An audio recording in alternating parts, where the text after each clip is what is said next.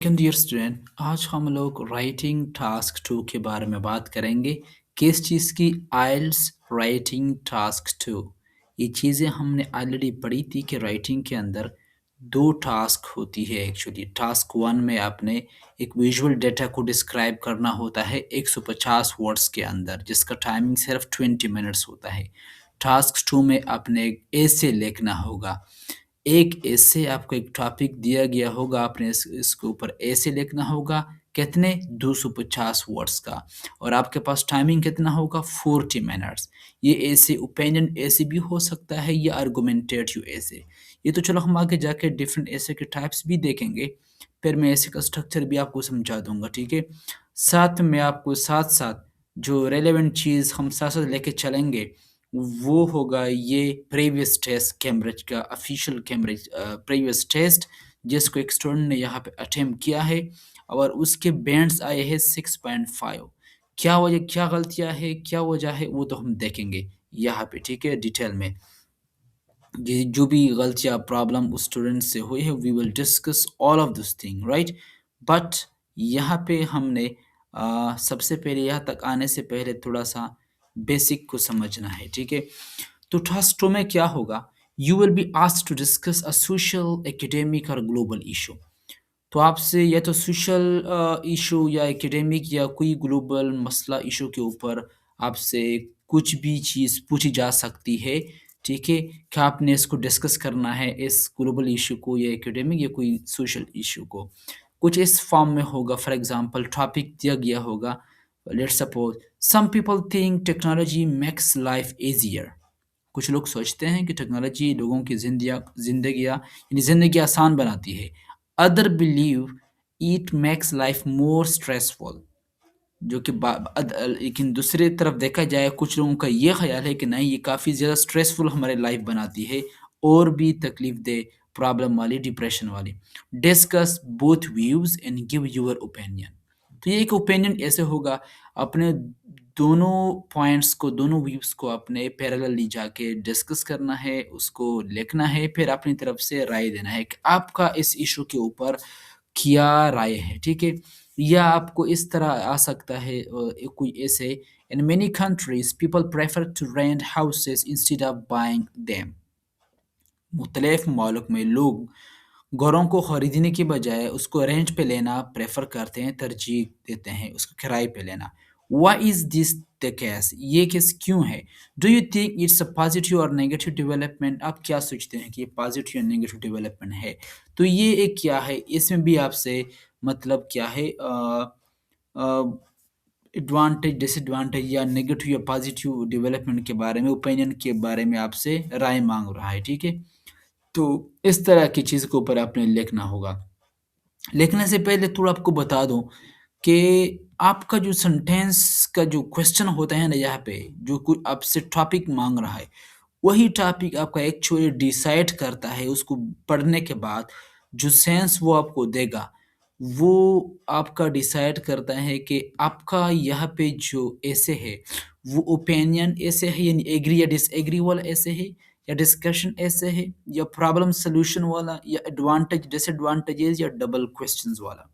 For example opinion ऐसे में क्या होता है, एक टाइप है ऐसे का ओपिनियन ऐसे, जिसमें हम एग्री या डिसएग्री करते हैं, जिसके अंदर व्हाट यू मस्ट डू, आप उसके अंदर क्या करोगे लाज़मन, स्टेट योर व्यू क्लियरली। आपका जो भी व्यू है, जो भी आपका पॉइंट है, जो भी आपका नुक्ता है तुम्हारा अपना ज़ाती, वो आप काफ़ी क्लियरली साफ उसके सामने स्टेट बयान करोगे, लिखोगे। डिस्कशन में आप दोनों व्यूज को पढ़ोगे, present both both sides plus your opinion. दोनों का, दोनों साइड, जैसे कि हमने ऊपर देखा लोग टेक्नोलॉजी के एडवांटेज डिसएडवांटेजेस के बारे में, दोनों व्यूज को, लोगों के दोनों राय को आप सामने रखोगे, उसको डिस्कस करोगे, प्रेजेंट करोगे, प्लस इसके साथ आप लास्ट में अपना ओपिनियन भी शामिल करोगे। प्रॉब्लम और सॉल्यूशन के ऐसे के अंदर आप क्या करोगे, you will describe problems and suggest solution. ठीक है, प्रॉब्लम को डिस्क्राइब करोगे, फिर आप सॉल्यूशंस कि इनका क्या हल हो सकता है उन मसाइल का, वो आप तजवीज़ करोगे, सजेस्ट करोगे। एडवांटेज डिसएडवांटेजेस ऐसे के अंदर you will present pros and cons, क्योंकि एडवांटेज डिसएडवांटेजेस ऐसे है किसी भी चीज़ के टॉपिक के ऊपर वो आपसे माँग सकता है, तो आप उसी भी चीज़ के, उसी इश्यू के प्रोस एंड कॉन्स को क्या करोगे, प्रेज़ेंट करोगे। डबल क्वेश्चन के अंदर you will answer both parts of the question, ठीक है? क्वेश्चन के दोनों पार्ट्स को, इसलिए हम डबल क्वेश्चन ऐसे कहते हैं। तो सवाल अब ये है कि इसे लिखते वक़्त हमने क्या स्ट्रक्चर को फ़ॉलो करना है, ये भी ज़रूरी है। तो जो एक आइडियल स्ट्रक्चर होता है किसी भी ऐसे का, वो कुछ इस तरह होना चाहिए। यानी कम से कम वो 4-5 पैराग्राफ से कम ना हो, 4-5 पैराग्राफ से कम ना हो, जिसके अंदर आप फर्स्ट पैराग्राफ के अंदर क्या करोगे, इंट्रोडक्शन दोगे। क्या introduction? You will paraphrase the question plus thesis statement जो होता है, थीसिस स्टेटमेंट, ये सारी चीज़ें हम डिस्कस करेंगे नेक्स्ट लेक्चर्स के अंदर। ऐसे एक स्ट्रक्चर को मज़ीद डीपली मैं थोड़ा थोड़ा शॉर्टकट बताने वाला हूँ। आप पैराफ्रेज़ करोगे क्वेश्चंस को प्लस थीसिस स्टेटमेंट को इंट्रोडक्शन पैराग्राफ के अंदर। फिर बॉडी पैराग्राफ 1 आता है, body paragraph number 1। First main idea को आप यहाँ पे क्या करोगे, लिखोगे। Support with example, right? Example के सपोर्ट के साथ-साथ आप फर्स्ट आइडिया को यहाँ पे कन्वे करोगे, स्टेट करोगे। You will write down the main idea. Body paragraph number 2 के अंदर आप सेकंड मेन आइडिया को यहाँ पे लिखोगे अलॉन्ग विद एग्जांपल। लास्ट में आप जो कंक्लूजन पैराग्राफ होता है, last fourth paragraph, you will summarise the main ideas and restate the opinion. तो यही बस स्ट्रक्चर आपने फॉलो करना है, ठीक है? सिंपल सा। अगर मैं आपको थोड़ा सा शॉर्टकट एग्जांपल दे दो, for example, while some people believe that technology has improved communication, other argue that चलो मैं थोड़ा उनको छोटा कर देता हूँ, ठीक है? Other argue that it reduces personal interactions, ठीक है? जो कि बाकी सोचते हैं कि जो हमारी ज़ाती इंटरेक्शन होते हैं लोगों से, मिलाप वगैरह, तो वो काफ़ी कम कर देता है। और कुछ लोग ये समझते हैं कि इससे कम्युनिकेशन इम्प्रूव हो जाती है। I believe technology offer more benefit as it connects people across the world, across global efficiently, right?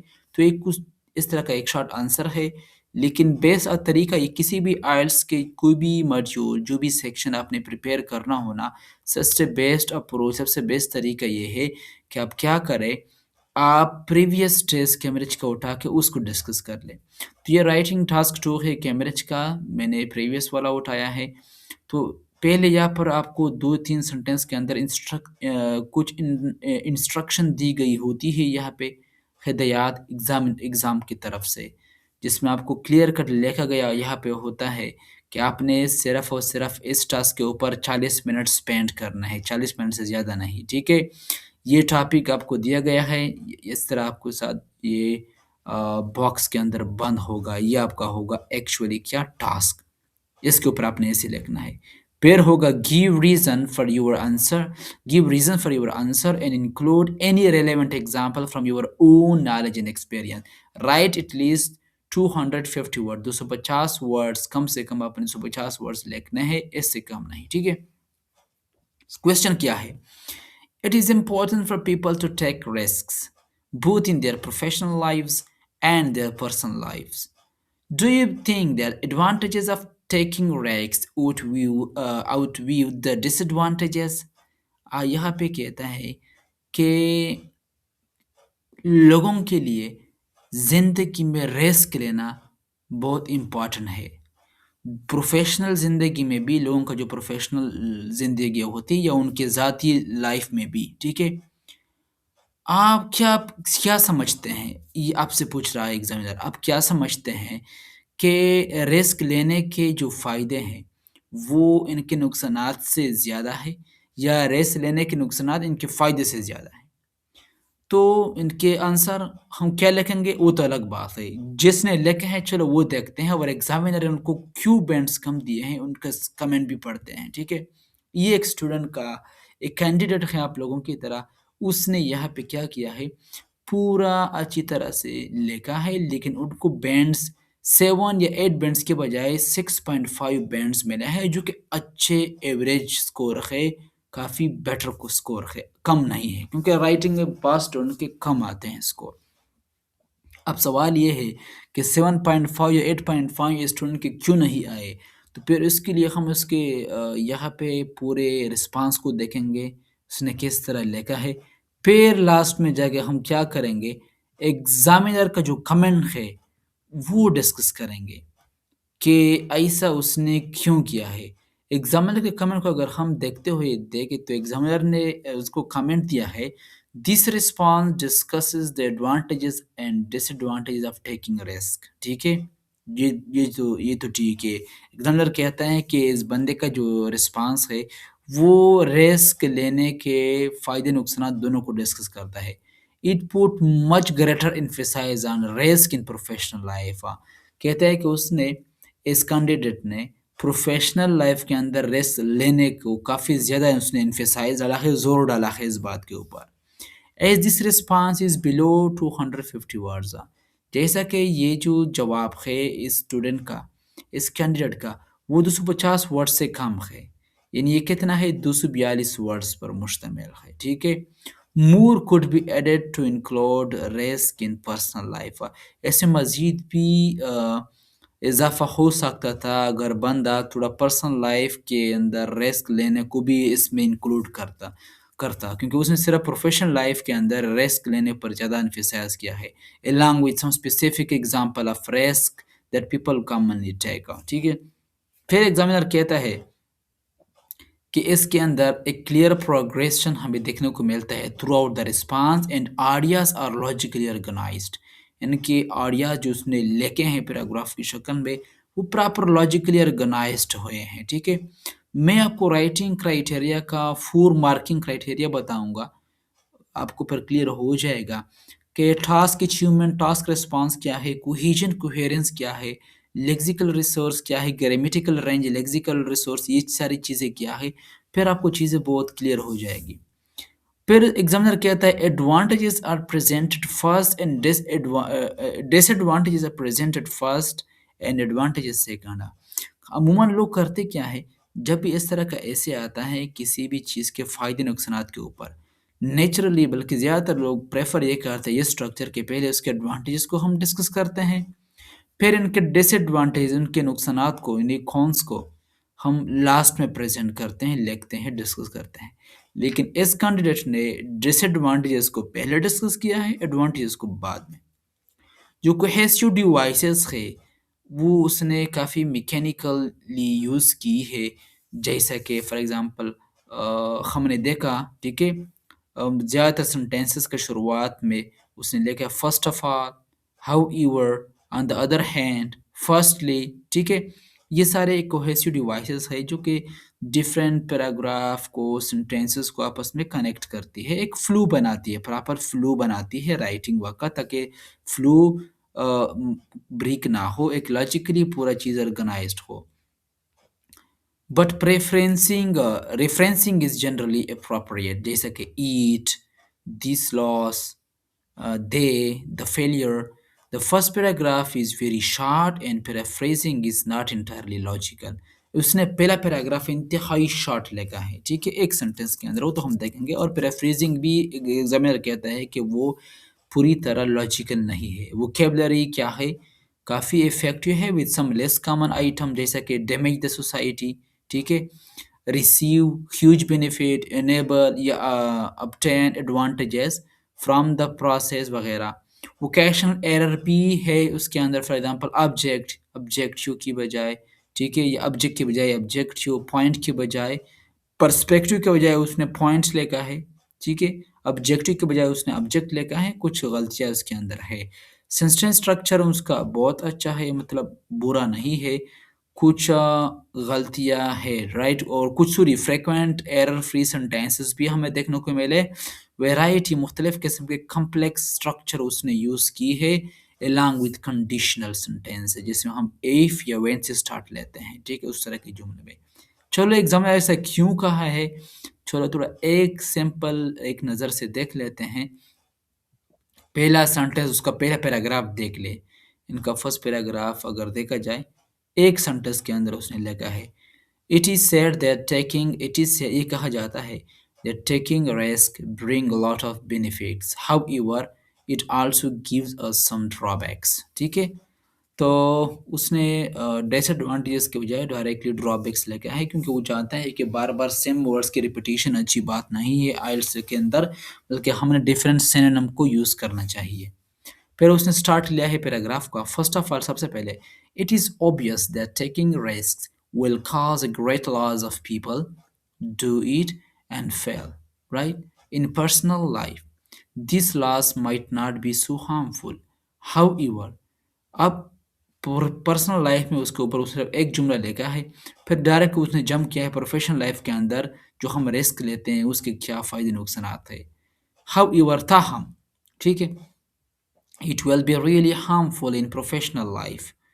Professional life में ज़्यादा नुकसानदेह हुआ, क्यों? Because people take a responsibility not only for themselves but also other as well, right? कुछ चीज़ें उसने miss की है, right? But also others such as colleagues, customers and their families वगैरह। क्योंकि प्रोफेशनल लाइफ में हमारा कैरियर प्रोफेशनल लाइफ आ जाता है, जिसका ताल्लुक हमारा डायरेक्टली ये बात ठीक है कोलीग्स, कस्टमर के साथ, फैमिलीज़ के साथ, लोगों के साथ हो जाता है, इंटरेक्शन बैठता है। तो अगर वहाँ पे आप रिस्क लोगे तो आप अपने साथ-साथ दूसरों की लाइफ को भी खतरों में डालोगे। It will even damage the society from the economic point. Economic perspective लेका हुआ अगर वो लिख लेता तो अच्छा होता, right? It will even damage the society from the economic perspective, right? उसने लिखा है economic point. On the other hand, बल्कि दूसरी तरफ देखा जाए, वो कहता है we can receive huge benefit, right? We can get या we can receive huge benefit by taking risk. किस तरह? ठीक है, सो firstly, yeah, firstly, we can learn how to prepare for one goal through this process. पहली बार हमें ये सीखने को मौका मिलता है कि एक सिंगल गोल के लिए, पर्पस के लिए, मकसद के लिए हम इस तरीके से किस तरह हम खुद को तैयार कर सकते हैं। पता नहीं वो क्या कहना चाह रहा है यहाँ पे मतलब टास्क रिस्पॉन्स, क्योंकि एग्ज़ाम आइल्स की तो ये अच्छी बात है कि वो आपको वो नहीं कि आप क्या क्या कह रहे हो, राइट?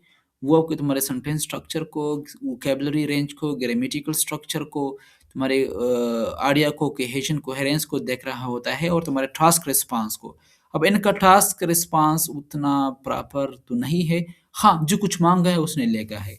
लेकिन आप अगर देखा जाए उनके जो बेनिफिट्स है रिस्क लेने के, क्या-क्या वो कह रहा है, आप देखकर आपको हँसी आ जाएगी यहाँ पे।